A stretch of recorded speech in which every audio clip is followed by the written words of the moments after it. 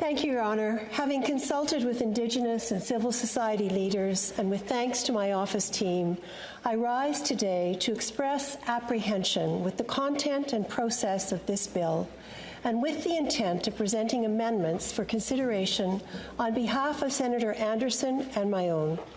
First, though, at second reading, some context for proposed amendments coming. Released today, the Hague Summit Declaration states in Clause 2, united in the face of profound security threats and challenges, in particular the long-term threat posed by Russia to Euro-Atlantic security and the persistent threat of terrorism, allies commit to invest 5% of GDP annually on core defense requirements, as well as defense and security-related spending by 2035 to ensure our individual and collective obligations in accordance with Article 3 of the Washington Treaty." End of quote. Prime Minister Carney confirmed earlier today that this new NATO military spending target will require Canada to spend $150 billion annually on defense-related items. Please ask yourself, where will these billions for militarization come from if the promised rapid prosperity does not actually happen? The interconnection here is through money. Money for militarization, money for climate justice. I come from Manitoba, Treaty 1 territory and the homeland of the Red River Métis Nation, and the province where some 21,000 people have been displaced by wildfires, a disproportionate of whom are Indigenous people. I thank Senator Pate for the extensive analysis of injustice inherent in C-5, and I will not repeat that. As noted this morning in the Globe and Mail, quote, millions of Canadians are currently living underneath a heat dome where high pressure clamps a lid on sweltering air and turns cities into steam rooms. Toronto, Montreal, and Ottawa just broke weather records. Temperatures are 10 centigrades warmer than normal for this time in June. End of quote. I once headed up Toronto's Healthy City office, and in our State of the City report in 1991, we were sounding the alarm on air quality and rising temperatures. Back then, Toronto averaged fewer than 10 days each year where daily temperatures topped 30 C.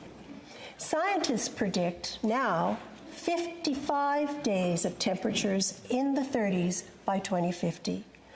While the U.S. government has essentially torched all environmental protection law, Canada's government, of course, takes a more subtle route with C-5. But it's still a statutory juggernaut that will roll over Indigenous leaders and the rest of us who still prefer and believe in respecting Indigenous sovereignty and greener options than the extraction industry to drive our economy. Every senator has been receiving letters from concerned Canadians asking us to do our job, to prove that we are indeed bringing sober second thought to Bill C-5, and that we are honest in knowing that sober second thought cannot be done in the time or the process allotted for our review of this country-changing bill. The premise of Bill C-5 is that Canadians deserve investment in ambitious projects that serve our unique identity, our autonomy, our security, and a sustainable path for a healthy and just future for generations to come. Honourable colleagues, we took an oath to serve this country, and at the core of this country is our democracy. Key to Canadians, not just the already rich Canadians, achieving economic growth, prosperity, and well-being is democratic resilience. The process now underway to push this bill through the Senate weakens our democracy, and the secret, unaccountable decision-making that remains in this bill is the antithesis of a high-functioning democracy. I went on record on the first day that Prime Minister Mark Carney was sworn in, questioning his corporatist history and orientation. Many a rich man and many rich corporations have become exponentially richer, widening the income inequality in countries where leaders have capitalized on fear to make sweeping changes in the name of saving the country, where those changes have been to deregulate and make unaccountable decisions that, regardless of the awe felt by many who believe in a new leader to save them, regardless of rhetoric of the leader on trust needed in the crisis, they result in the rich getting richer and the Commonwealth, the promised safety and prosperity for non-rich folks, becoming very hard to find. In her book, Shock Doctrine, Naomi Klein named this pattern disaster capitalism, treating crises as exciting market opportunities.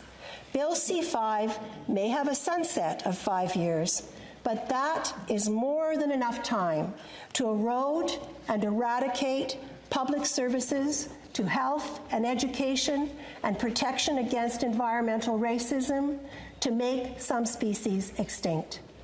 And it is more than enough time to destroy what trust and respect has been built in the past decade with Indigenous peoples and their leaders, forcing them to the courts. Let me quote Chief Claire Sote from her letter to senators received just yesterday. Mississaugas of the Credit First Nation is not opposed to economic growth or national development. We want prosperity for ourselves and our Indigenous and non-Indigenous neighbors and partners. However, we reject any approach that continues the colonial pattern of sidelining First Nations in decisions that affect our lands. A truly one Canadian economy must be built on mutual respect and shared prosperity. And yet, we are expected to pass this bill with so little consultation in advance, without knowing what minister will be responsible. We know this concentration of power and decision-making yields weak results. Indeed, Bill C-5's inspiration is to solidify our sovereignty and independence in the face of the havoc wreaked by a single decision-maker south of us with consolidated power. We mustn't ignore the precedent, and we must safeguard against it. I close with a quote from today's Hill Times editorial. With faith in government eroding globally and abuses of power going unchecked, such use of omnibus legislation is disheartening and counterproductive, to say the least. Stay tuned for third reading amendments. Merci, thank you, miigwech.